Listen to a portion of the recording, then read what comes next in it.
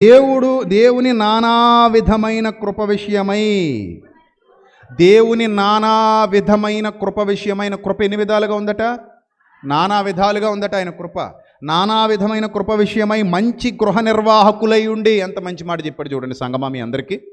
ఏ గృహ నిర్వాహకులు? మంచి గృహ నిర్వాహకులు. అంటే ఎవరికి ఏ నిర్వహణ అప్పగించబడిందో తెలీదు. అందులో మీరు ఎలా ఉండాలి చెప్పండి, ఎలా ఉండాలి?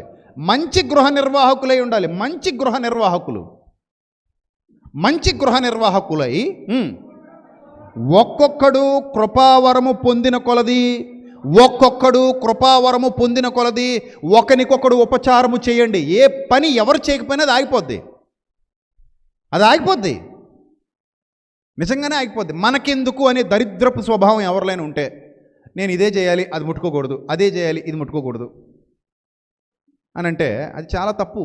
శరీరాన్ని కడగాల్సి వచ్చినప్పుడు తలొక్కటే కడుక్కుంటావా, మొత్తం బాడీ కడుగుతావా?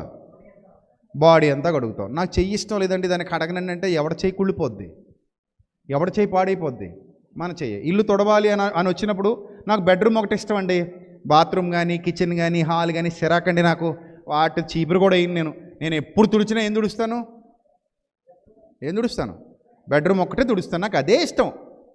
అంటే మరి హాల్ ఎవడు తుడుస్తాడు? మీ తాత. బాత్రూమ్ ఎవడు కడుగుతాడు? మీ మామ కడుగుద్దా వచ్చి?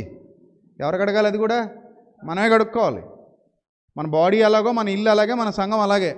నాది ఇది ఒక్కటే, నేను ఇది ఒక్కటే చూడాలి, నేను ఇది ఒక్కటే పడాలి, ఇది ఒక్కటే నాకు నచ్చుతుంది, ఇది మిగిలింది నాకు నచ్చదంటే మిగిలినవన్నీ నీకు అవసరమే, మిగిలినవన్నీ అవసరమే. ఇప్పుడు ఇక్కడ స్త్రీలు వసతి కల్పించినప్పుడు స్త్రీలు ఉన్నారనుకోండి, ఉదాహరణకు అనుకుందాం, అందరూ పడుకుంటారు. పడుకున్న చోట లేచిపోయి శుభ్రంగా చీర సింగారించేసుకుని మీటింగ్లో పోతాం, ఆడ కూర్చుంటాం. వచ్చేసరికి ఇక్కడ తొక్కు చెత్త చెదారం అన్నీ ఉన్నాయనుకోండి, ఎవరు తొడలేదనుకోండి, అప్పుడు అంటాం ఎవరు తొడలేదు అక్కడ? ఎవరు తుడుస్తారు? నువ్వే తుడుచుకోవాలి. ఇది ఏమన్నా మీ అత్తరిల్లేటి? ఏమైనా పండగకు వచ్చావా? పండగకు వచ్చావా? కొత్త అల్లుడువా కొత్త కోడలవా? కూర్చోబెట్టి నీకు నువ్వు పప్పు లడ్డుండలో పెట్టడానికి, సున్నుండలో పెట్టడానికి ఎవరు పెట్టరు నీకు. నీ పని అది, నువ్వే చేయాలి. అసలు ఎవడు తుడుస్తాడన్న పదవే రాకూడదు, నేను తుడవాలి కదా అనే ఆలోచన రావాలి నీకు. ఎవడు కడుగుతాడా బాత్రూము? నువ్వే కడగాలి. ఎవడు కడుగుతాడు? వాడట్లేదా నువ్వు? వాడవా? అబ్బాయి నేను వాడినండి 6 రోజులు అసలు బాత్రూమ్ నహి బంద్. అలాంటిదే ఉండదుగా. పొద్దున్న లేస్తే ప్రతి ఒక్కడికి ఏం కావాలి?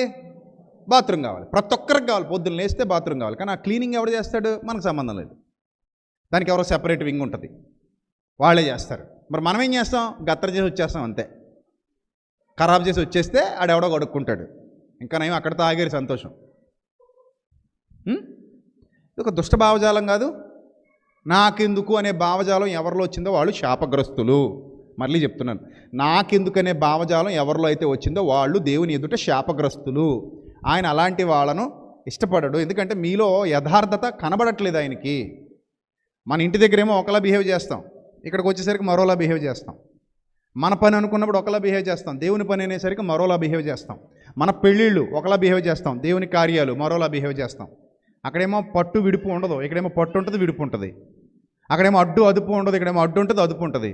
అక్కడ అసలు ఆలోచించకుండా ఖర్చు పెడతాం, ఇక్కడికి వచ్చేసరికి మాత్రం ఎన్ని ఆలోచనలు చేస్తామో, ఒకటి కాదు రెండు కాదు, గీసి అసలు మొత్తానికి గీరు. కొంతమంది గీస్తారు, కొంతమంది ఏం చేయరు, అసలు గీయడమే ఉండదు.